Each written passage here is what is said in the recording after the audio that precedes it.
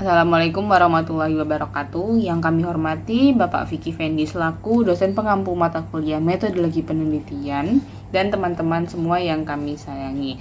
Pada kesempatan kali ini, kami dari kelompok 7 akan mempresentasikan materi mengenai quantitative data analysis hypothesis testing. Dan sebelumnya, izinkan saya untuk memperkenalkan anggota kelompok kami terlebih dahulu.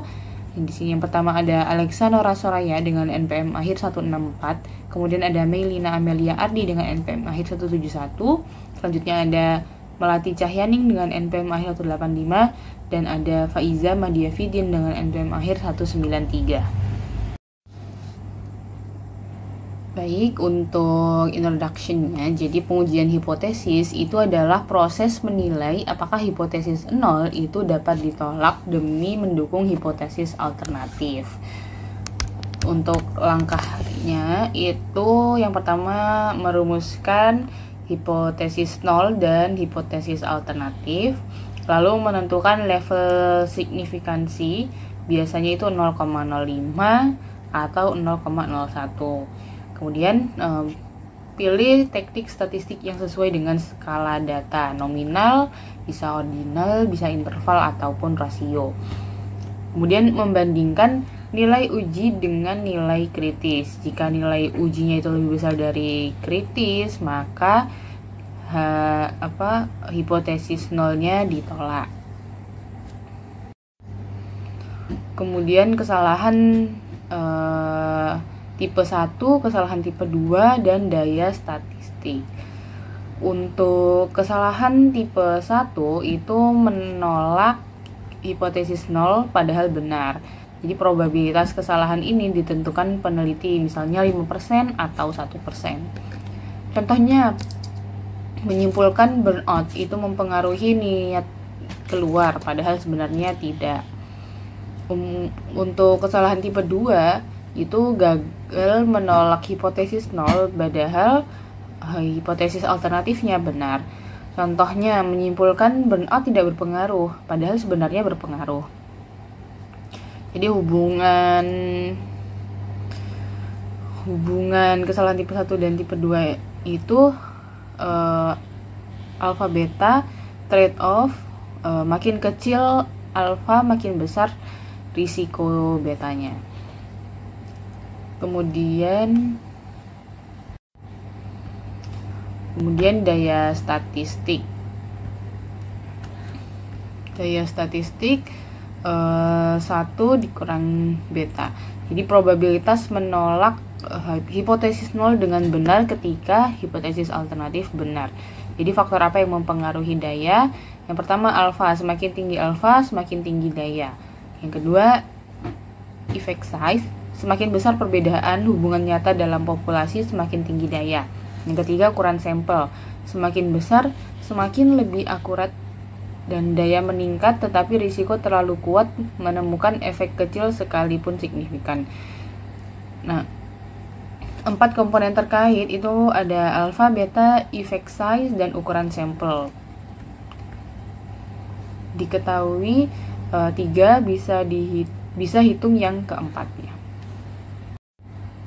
Memilih teknik statistik yang tepat. Untuk pemilihan uji itu bergantung pada yang pertama jumlah variabel, ada yang independen maupun bisa dependen.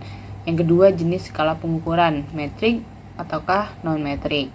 Yang ketiga asumsi uji parametrik, apakah data normal, homogen, dan lain-lain. Yang keempat ukuran sampel. Untuk contoh teknik univariat, 1 rata-rata one sample test metric, G-square non-metric. 2 rata-rata terkait, paired test metric, Wilcoxon, Nemer non-metric. 2 rata-rata independent sample t-test metric, Mann-Whitney, U non-metric. Beberapa rata-rata one way ANOVA metric, Chi-square non-metric. Untuk contoh teknik multivariat, 1 variabel dependent metric, ANOVA ataupun UNCONVA, regresi berganda conjoint. Satu variabel dependent non-metrik, analisis diskriminan regresi logistik. Satu variabel dependent metrik, MANOVA, korelasi kanonik. Baik, selanjutnya ada menguji hipotesis tentang dua cara yang tidak berhubungan. Ada banyak contoh di mana kita ingin mengetahui apakah dua kelompok berbeda satu sama lain pada variabel minat, skala interval, atau rasio tertentu.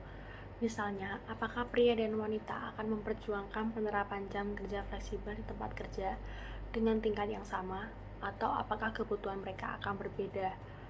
Apakah lulusan MBA berkinerja lebih baik di lingkungan organisasi dibandingkan mahasiswa bisnis yang hanya memiliki gelar sarjana? Apakah individu di daerah perkotaan memiliki pola investasi tabungan yang berbeda dibandingkan mereka yang tinggal di daerah semi perkotaan? Apakah akuntan publik berkinerja lebih baik daripada non-akuntan publik dalam tugas akuntansi? Maka dari itu, kita perlu uji tes sampel independen, yaitu dilakukan untuk melihat apakah terdapat perbedaan signifikan dalam rata dua kelompok dalam variabel yang teliti. Artinya, variabel nominal yang dibagi menjadi dua subkelompok, misalnya perokok dan bukan perokok, karyawan di departemen pemasaran dan departemen akuntansi, karyawan yang lebih muda dan lebih tua, itu diuji untuk melihat apakah terdapat perbedaan rata yang signifikan antara kedua kelompok tersebut pada variabel dependent yang diukur pada skala interval atau rasio, misalnya tingkat kesejahteraan, gaji, atau tingkat pemahaman. Lalu ada menguji hipotesis tentang beberapa cara. Sementara uji T, yaitu sampel independen, menunjukkan bahwa ada atau tidak perbedaan rata-rata yang signifikan dalam variabel dependent antara dua kelompok. Analisis varians ANOVA membantu untuk memeriksa perbedaan rata-rata yang signifikan dari dua kelompok pada variabel dependent interval atau rasio skala. Misalnya, apakah ada perbedaan yang signifikan dalam jumlah penjualan oleh 4 kelompok tenaga penjualan berikut: mereka yang dikirim ke sekolah pelatihan, mereka yang diberikan pelatihan di tempat kerja selama kunjungan lapangan, mereka yang telah dibimbing oleh manajer penjualan, dan mereka yang tidak memiliki yang di atas. Atau apakah tingkat promosi berbeda secara signifikan bagi mereka yang telah menugaskan mentor, memilih mentor mereka sendiri, dan tidak memiliki mentor dalam sistem organisasi. Hasil ANOVA menunjukkan apakah rata-rata berbagai kelompok berbeda secara signifikan satu sama lain, sebagaimana ditunjukkan oleh statistik.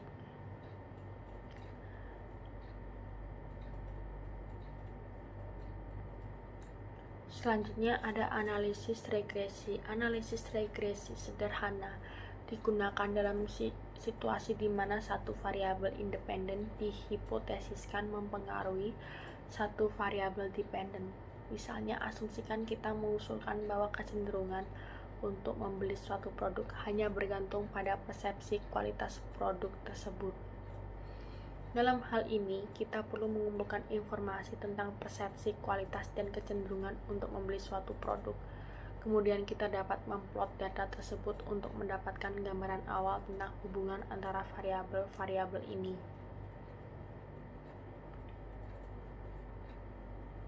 Lalu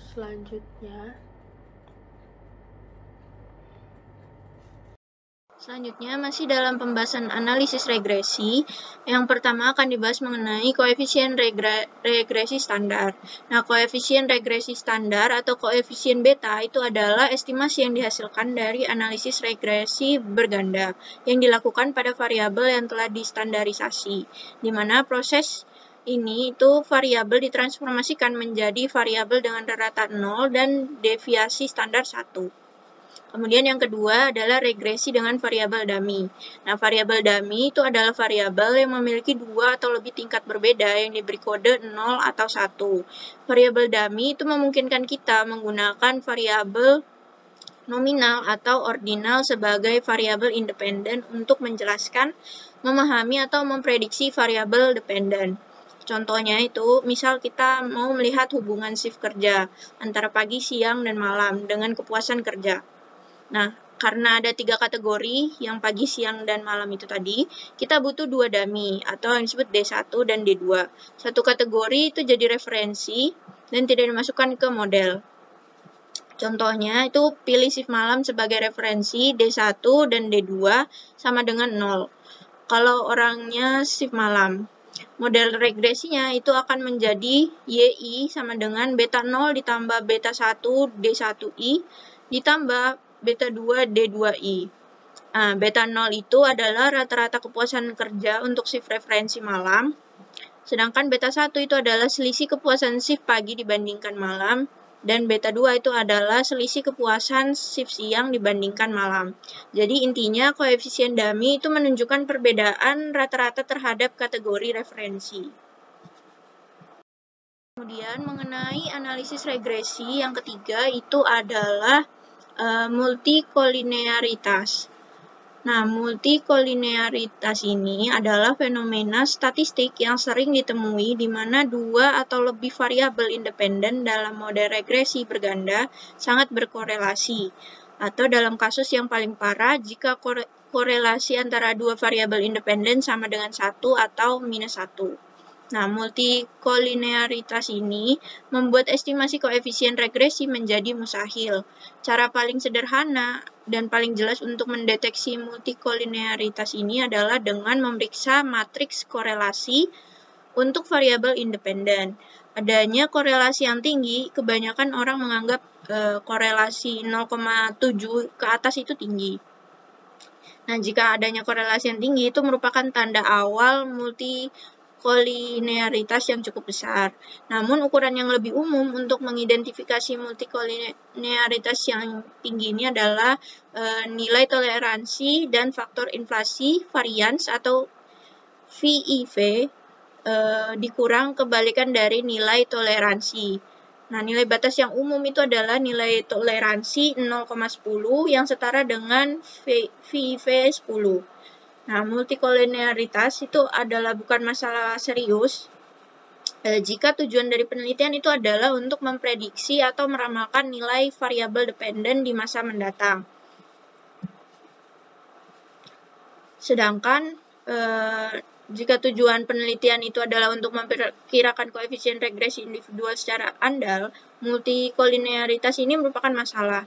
Nah, dalam hal ini kita dapat menggunakan satu atau lebih metode untuk menguranginya. Jadi, metode yang pertama itu adalah mengurangi kumpulan variabel independen menjadi kumpulan yang tidak kolinear.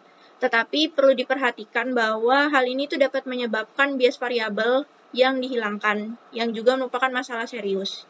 Kemudian, metode yang kedua itu adalah menggunakan cara yang lebih canggih untuk menganalisis data, seperti regresi Ridge. Kemudian, ada metode yang ketiga itu adalah buat variabel baru yang merupakan gabungan dari variabel-variabel yang berkorelasi tinggi. Nah, selanjutnya masih mengenai analisis regresi. Berikutnya akan dibahas mengenai menguji moderasi menggunakan analisis regresi efek interaksi. Nah, moderating variable yang seperti pernah dibahas di bab-bab sebelumnya atau dilambangkan dengan X2 itu adalah variabel yang mengubah hubungan antara variabel independen X1 dan dependen Y. Artinya, pengaruh X1 terhadap Y itu tergantung pada nilai X2. Nah, di sini dicontohkan hipotesisnya ini adalah hubungan antara penilaian mahasiswa terhadap perpustakaan dan penilaian terhadap komputer di perpustakaan dimoderasi oleh kepemilikan laptop, di mana X1-nya itu adalah penilaian mahasiswa terhadap komputer di perpustakaan, Y-nya itu adalah penilaian mahasiswa terhadap perpustakaan, dan X2-nya adalah kepemilikan laptop. Di sini dummy-nya 0, dilambangkan 0 tidak punya atau 1 punya. Nah, hipotesis hubungan X1 itu adalah Y dimoderasi oleh X2. Nah, model regresi sederhana tanpa moderasinya itu adalah YI sama dengan beta 0 ditambah beta 1 X1I ditambah EI. Nah, dengan interaksi moderasi ditambahkan itu hubungannya menjadi YI sama dengan beta 0 ditambah beta 1 X1I ditambah beta 2 X2I ditambah beta 3 X1I dikali X2I ditambah EI. Nah, interpretasi moderasinya itu adalah jika beta 3 tidak sama dengan 0, maka X2 itu memoderasi hubungan X1, menghasilkan Y. Nah, ada dua jenis moderasi. Yang pertama itu adalah pure moderator. Nah, pure moderator itu B3 tidak sama dengan 0 dan B2 sama dengan 0. Maka X2 itu memoderasi tapi tidak langsung mempengaruhi Y. Sedangkan jenis yang kedua itu adalah quasi moderator, di mana B3 itu tidak sama dengan 0 dan B2 tidak sama dengan 0, sehingga X2 memoderasi dan juga punya pengaruh langsung kepada Y. Kemudian mengenai pengujian dan analisis multivariat lainnya. Nah, di sini saya akan membahas mengenai pengujian dan analisis multivariat lainnya. Itu terdiri dari analisis diskriminan, regresi logistik, baru ada analisis gabungan, ANOVA 2 arah, MANOVA, dan korelasi kanonik. Nah, di mana saya akan menjelaskan mengenai analisis diskriminan dan regresi logistik terlebih dahulu. Jadi, analisis diskriminan itu membantu mengidentifikasi variabel independen yang mendiskriminasi variabel dependen yang diskalakan secara nominal, di mana variabel independen yang diukur pada skala interval atau rasio mendiskriminasi kelompok yang menjadi fokus penelitian. Sedangkan regresi logistik itu juga digunakan ketika variabel dependen bersifat non-metrik. Namun, ketika variabel dependen ini hanya memiliki dua kelompok, regresi logistik itu seringkali lebih disukai karena tidak menghadapi asumsi ketat yang dihadapi analisis diskriminan dan karena sangat mirip dengan analisis regresi. Nah, analisis regresi dan analisis regresi logistik itu sangat berbeda dari sudut pandang statistik. Namun, keduanya itu sangat mirip dari sudut pandang praktis. Kedua metode itu menghasilkan persamaan prediksi, dan dalam kedua kasus, koefisien regresi itu mengukur kemampuan prediktif variabel independen. Pertama, saya akan menjelaskan mengenai conjoint analysis. Conjoint analysis adalah sebuah metode statistik yang dipakai untuk memahami bagaimana konsumen membuat keputusan ketika memilih antara beberapa produk atau layanan. Nah, konsep dasarnya adalah konsumen tidak menilai produk hanya dari satu faktor saja, melainkan dengan melihat kombinasi dari berbagai fitur atau atribut yang ada di produk tersebut. Misalnya, ketika kita membeli sebuah ponsel, kita biasa mempertimbangkan beberapa hal sekaligus, seperti kapasitas memori, daya tahan baterai, kualitas kamera, dan juga harga. Nah, masing-masing atribut ini memiliki level yang berbeda. Untuk harga, contohnya bisa €249, €279, atau €319. Nah, untuk memori bisa 12 GB atau 16 GB. Nah, dalam praktiknya, responden akan diminta untuk membuat pilihan antara dua atau lebih produk yang memiliki kombinasi atribut berbeda. Nah, sebagai contoh, phone X memiliki memori 12 GB, baterai tahan 24 jam, kamera 8 megapiksel dengan harga €249. Sedangkan phone Y memiliki memori 16 GB, baterai hanya 12 jam, kamera 16 megapiksel dan juga harga €319. Nah, dengan melihat pilihan responden, kita bisa mengetahui atribut mana yang paling berpengaruh terhadap keputusan pembelian mereka. Nah, hasil analisis ini disebut utility, yaitu ukuran seberapa besar nilai suatu atribut bagi konsumen.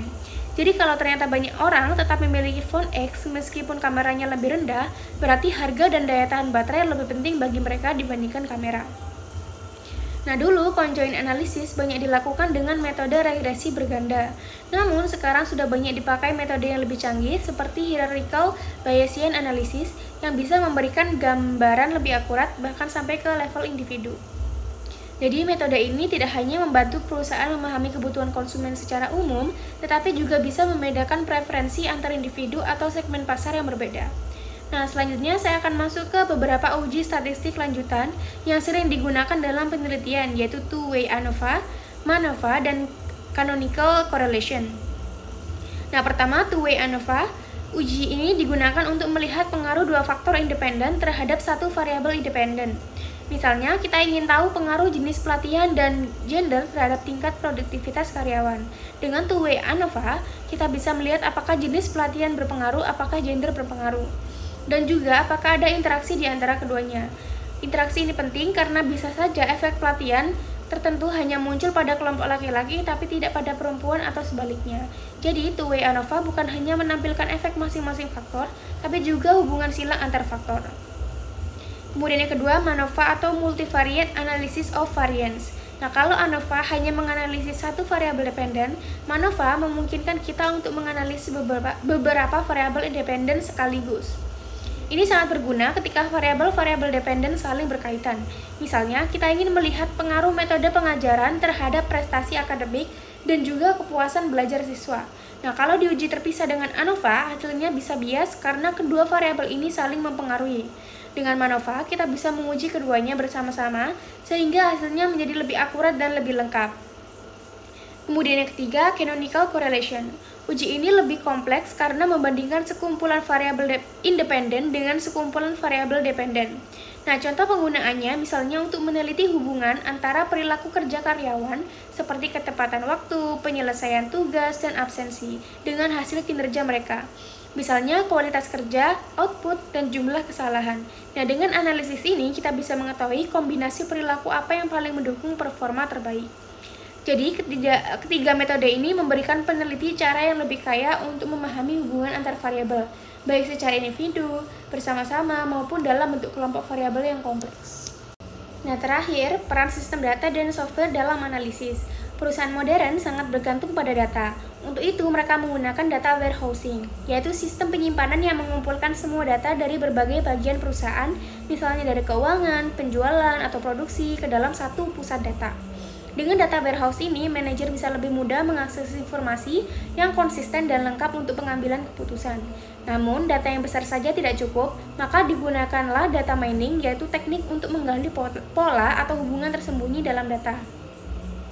Misalnya, sebuah toko retail bisa menggunakan data mining untuk melihat kapan dan di mana produk tertentu paling sering dibeli. Dengan informasi ini, mereka bisa mengatur stok barang lebih baik atau menentukan berapa banyak kasir yang harus disediakan di jam-jam tertentu. Selain itu, ada juga operations research atau riset operasi. Ini adalah penggunaan model matematika dan statistik untuk membantu manajer memecahkan masalah yang kompleks. Misalnya, bagaimana mengatur persediaan agar biaya lebih rendah, bagaimana menyusun jadwal kerja, atau bagaimana memilih jalur distribusi yang paling efisien. Nah, beberapa teknik yang sering dipakai adalah linear programming, decision trees, dan network analysis. Nah, untuk mendukung semua analisis ini, ada berbagai software yang bisa digunakan. Beberapa contohnya adalah SPSS yang sangat populer untuk analisis statistik umum, seperti AMOS untuk model persamaan struktural, kemudian SAS yang kuat untuk analisis multivariate maupun time series, kemudian ada M+ yang fleksibel digunakan untuk data kompleks, termasuk data multilevel atau longitudinal, kemudian LISREL yang juga fokus pada model persamaan struktural. Kemudian ada Stata dan MATLAB yang lebih sering dipakai dalam bidang ekonometrika, simulasi, dan pemrograman data. Kemudian ada Qualtrics yang banyak digunakan untuk mengumpulkan data survei online dan analisis kepuasan pelanggan. Dan dengan kombinasi antara sistem data, metode analisis, dan software ini, perusahaan maupun peneliti bisa mengubah data mentah menjadi informasi yang bermanfaat lalu menggunakannya untuk membuat keputusan yang lebih tepat dan strategis. Demikianlah pemaparan materi dari kelompok kami mengenai analisis data kuantitatif, pengujian hipotesis. Semoga apa yang kami sampaikan dapat bermanfaat dan menambah wawasan kita semua. Terima kasih atas perhatian dan waktunya. Wassalamualaikum warahmatullahi wabarakatuh.